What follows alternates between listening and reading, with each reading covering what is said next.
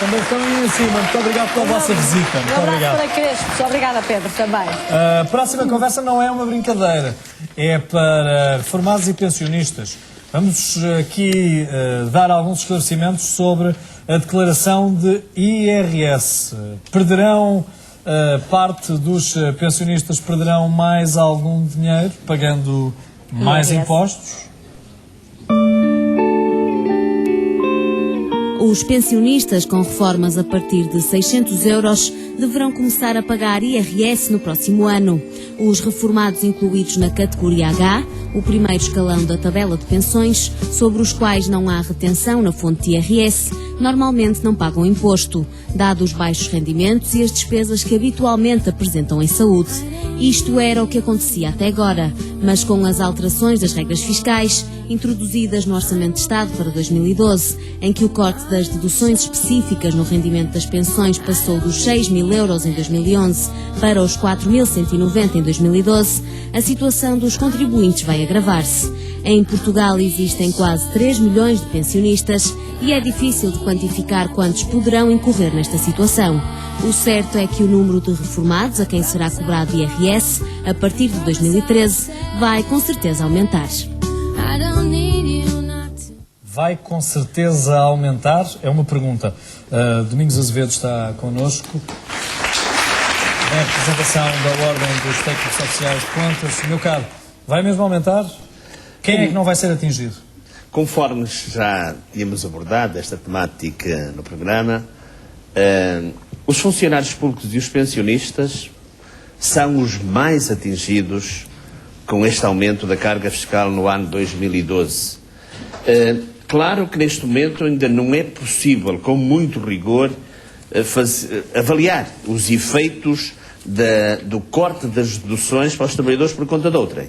Mas, esquecendo esse pormenor e comparando apenas o que foi a carga de imposto nos salários dos funcionários públicos, dos trabalhadores dependentes e dos pensionistas, nós assistimos realmente a algumas coisas, como já tinha dito, mas que é verdade, uma espécie de tratar o pensionista como se fosse um trabalhador, um jovem, um trabalhador no pleno exercício das suas faculdades. É errado porque, naturalmente, o pensionista tem algumas características específicas. Limitações. Desde logo a sua idade.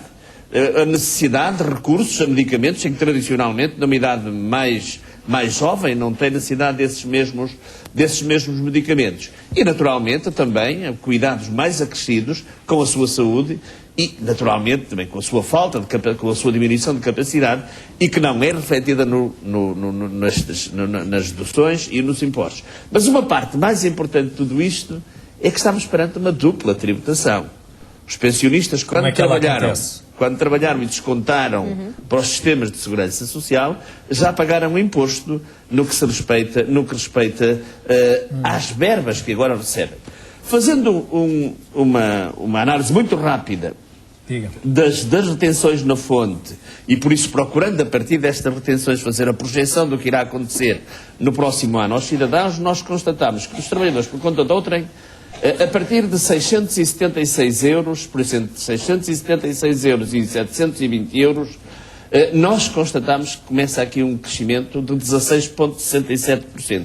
Já iremos a estas imagens. Vão pagar mais 16% de impostos? As tabelas de retenção que subiram, quando comparamos as tabelas de retenção do ano 2011 com as tabelas de retenção de 2012, elas têm um crescimento de 16,67%. Atenção que falam no crescimento das tabelas de retenção, o que não quer dizer que se reflita diretamente no imposto. Mas vamos aqui, se me permitem, aqui a este quadro que aqui temos. Está assim um bocadinho ao tremido. Sim. Mas imaginemos então uma família, marido e mulher, que ganhem 1.500 euros cada um. O que é que se passou com estas pessoas? Trabalhadores por conta de outrem, trabalhadores dependentes. Acontece que no somatório dos seus rendimentos, em 2011 ganharam 42.000 euros, e em 2012 também, não é? Tiveram uma retenção total de 6.115 euros no final do ano e tiveram uma variação, irão ter uma variação de menos 17,77%. Porquê? O que é que isso, pois, como é que isso se Porquê? traduz? Porque no ano de 2011 tiveram uma retenção excepcional no dia 31 de dezembro, em que 50% do seu 13º mês foi diretamente para o Estado.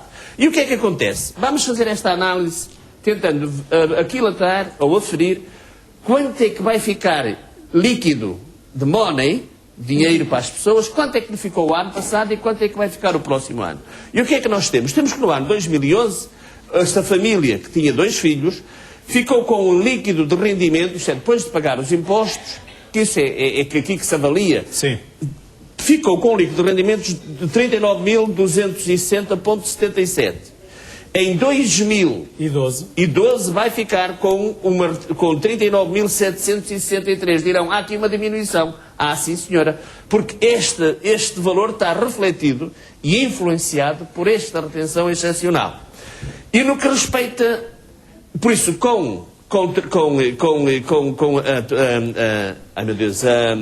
a taxa excepcional tinha um líquido, uma variação de Mais 1,23. Em 2011, sem aquela exceção, sofre uma diminuição de 0,5%. Eu pedia para apresentar o segundo, para verem a diferença que isto vai gerar. Então, eu pedia para apresentar, para passar o próximo diapositivo. Vamos passar ao próximo quadro. Então temos cá funcionários públicos. Os funcionários públicos têm um agravamento enorme no que respeita ao seu tratamento. Eu diria que são os pensionistas e os funcionários públicos as verdadeiras vítimas deste processo. Então, um funcionário público que ganhasse 1.500 euros, e a esposa, o casal, no ano 2011 receberam 42 mil euros. Ficaram com o rendimento líquido 39.280,17. No ano de 2011 vão ficar com o rendimento líquido... Quer dizer 2012, não é? 2012.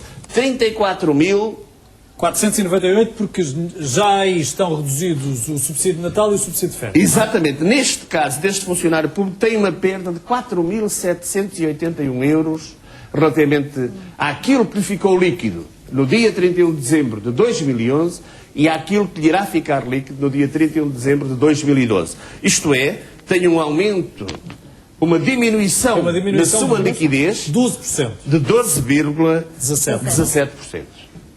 Pedia já agora o favor de passar, como dizemos, com a retenção, eu pedia para voltar atrás um pouquinho, que é para também compararmos as duas coisas, com a retenção dá-lhe exatamente os 12,17%, isto é, tomando em consideração metade do 13º mês líquido do ano anterior, e sem sem a sobretaxa, ele tem um aumento da carga fiscal de 13,67%. Numa 12,17%, noutra 13,67%. Eu pedi ao favor de passar agora o painel... E cá temos então o tratamento dos pensionistas. Com todas aquelas questões que no início coloquei, os pensionistas, na mesma circunstância, atenção, é necessário também termos em atenção que estes rendimentos já foram agravados em 2010 em 5% do seu rendimento. Sim. Por isso, não é só, quer dizer que em muitas situações está-se a aplicar a taxa de retenção sobre o salário base e não sobre o salário líquido, mas o que nós constatamos é que este casal, 2 pensionistas, e que tivessem uma reforma de 1.500 euros cada um, então, com a sobretaxa, no ano de 2011, eles chegaram no final do ano com 39.473,26. E vão chegar no final do ano de 2012 com 34.318,44.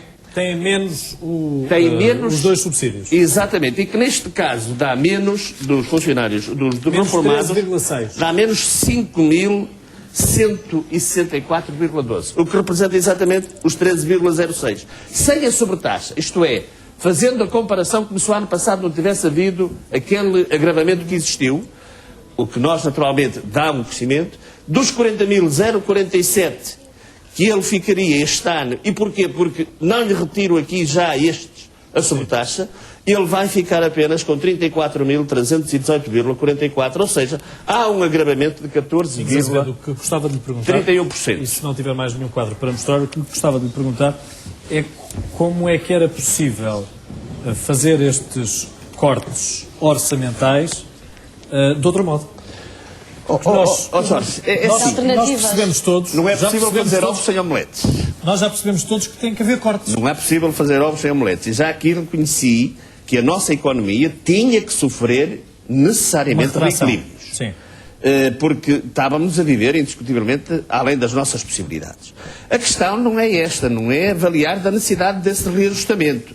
A questão é a repartição dos custos que o reequilíbrio vai aportar. Na sua Quem vai opinião, pagar? como é que se podia fazer? Fazendo esta recarga, por exemplo, um pouquinho mais acentuada sobre rendimentos de trabalho. Nós vemos aqui pessoas que podem descontar até 50% e até 40%. Depende, naturalmente, do volume que estamos a falar. Do que E vemos oferem o capital, também. por exemplo, pagar 25%.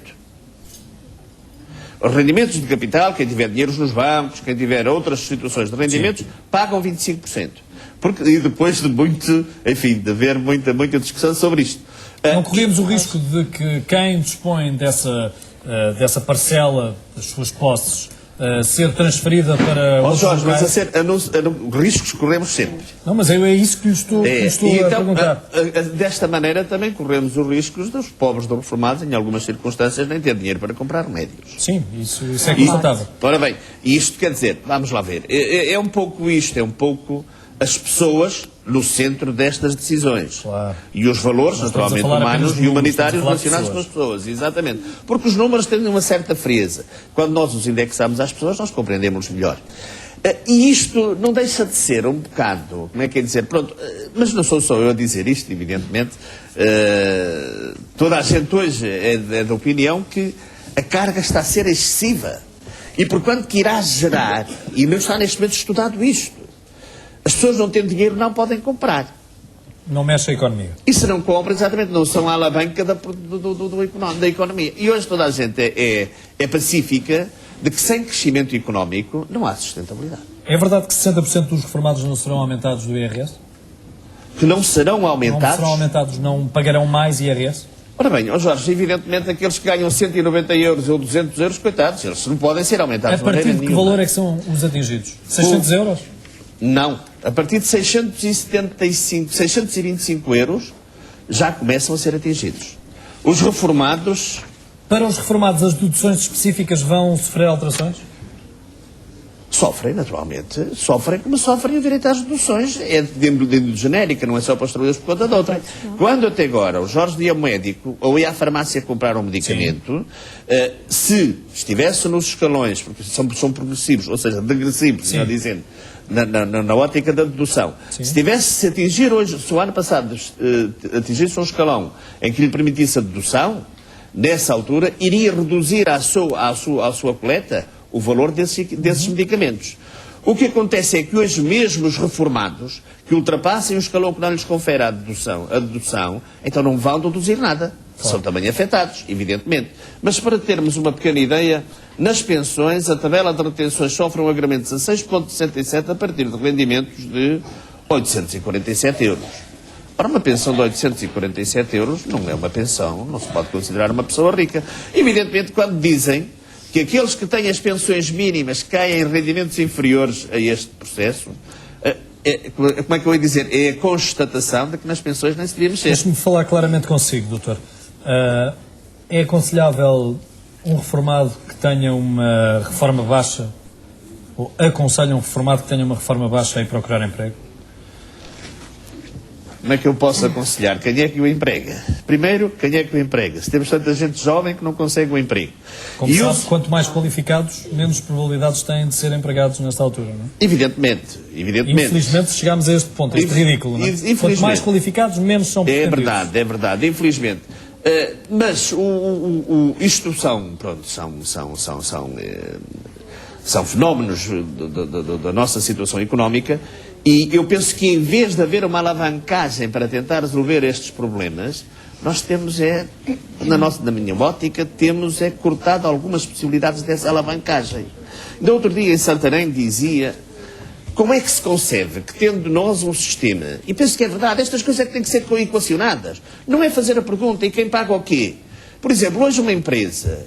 Falou de reformas de 180 euros. Eu acredito que no trabalho agrícola se consiga ganhar mais de 180 euros. Por isso eu lhe estou a perguntar, porque daqui a pouco estou a ver Estou a ver idosos a trabalhar com os Mas campos. quem é que consegue viver hoje, ter de pagar renda, ter de pagar uma série de coisas aos Por isso é que eu lhe estou a dizer. 180? Por isso é que eu lhe estou a dizer. Esses já reequilibram a sua arranjar forma com alternativas, esse. não é? Com esse Por isso é que eu lhe estou a dizer. Se calhar vão começar a trabalhar nos campos. Mas, por exemplo, nós Ou dá trabalho. falámos muito que é necessário alavancar a economia, mas a economia só se alavanca com dinheiro.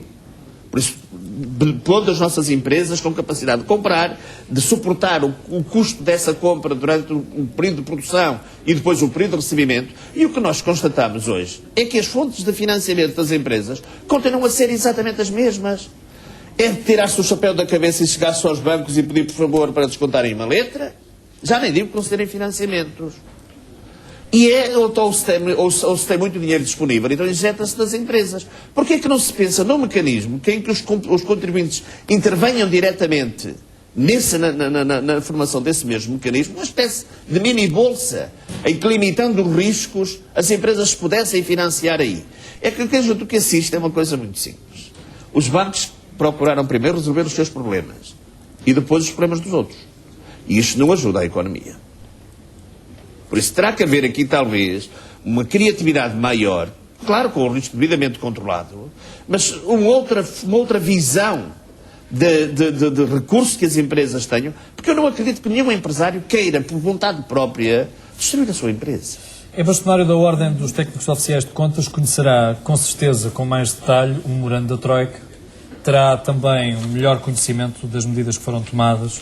O que lhe quero perguntar honestamente é: estamos a fazer mais sacrifícios do que aqueles que eram devidos? Bom, eu antes de mais nada gostaria de equacionar a forma como a Troika cá entrou. É que a Troika entrou e ninguém teve coragem de questionar os efeitos daquilo que depois se comprometeram a fazer. E hoje toda a gente procura sacudir a água do capote de assumir essa responsabilidade.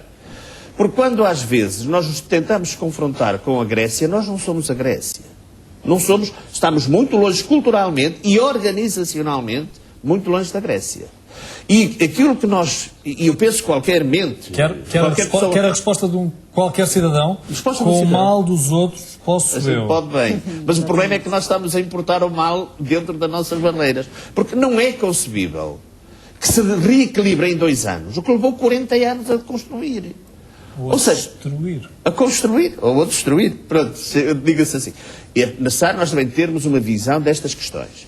Há partes do déficit público que são muito importantes para o cidadão. Por exemplo, os meios, as vias de transporte.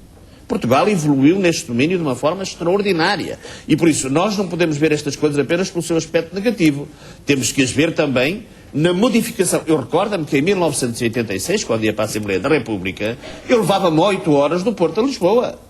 Hoje, num carro de velocidade normal, leva-se 3 horas e qualquer coisa. Sim. Ora, os cidadãos também têm um benefício deste estado em que nós estamos. Agora, não respondeu à minha pergunta. Não respondi. Respondi à sua pergunta muito simplesmente entendendo que as questões não foram devidamente equacionadas nos seus efeitos e, acima de tudo, na impossibilidade que havia, sem efeitos colaterais muito negativos, de se realizar isto em 2 anos. Nós estamos sem tempo e conversaremos com certeza mais. Ficou satisfeito com o desabafo, o cochicho, o segredo do Ministro das Finanças alemão para o Ministro das Finanças português? Se vocês precisarem, nós damos mais dinheiro. Se vocês precisarem, nós damos mais tempo. Não, eu fiquei contente. Devo-lhe dizer que fiquei contente, embora haja ali assim, na minha ótica, algumas questões um bocado complexas de ética da comunicação, porque se é uma conversa particular. Bom, mas, independentemente disso... Sabemos que o jornalista em causa, o Câmara em causa, está, nesta altura, suspenso de entrar nas instalações da União Europeia. Independentemente disso, da forma como isso nos chegou, penso que é interessante nós vermos o estado de espírito que os alemães têm relativamente a Portugal. Que não dizem, nós não vos fazemos mais nenhum resgate. Porque eles mesmos, neste momento, devem estar a ver que realmente os efeitos que isto tem são muito mais perversos do que aquilo que, por eventualmente, eles estavam a pensar. De maneiras que eu penso que é tempo de assumirmos que queremos reequilibrar a economia, queremos, de facto, mudar de rumo, no que respeita mas os sacrifícios têm que ser mais mas penso que chegou o tempo de questionar e dizer, em vez de serem 2 ou em 3, que sejam 4 ou 5 ou 6, que permita às pessoas a readaptação porque senão, como eu escrevi num jornal, que não vou dizer o nome, mas como eu escrevi numa coluna semanal ou quinzenal que tenho num jornal, pode-se não morrer da doença. Mas assim como estamos, vamos morrer da cura. Dr. Domingos Azevedo, muito obrigado por ter vindo aqui à Praça da Alegria. Muito obrigado, eu que agradeço. Técnicos oficiais, pronto.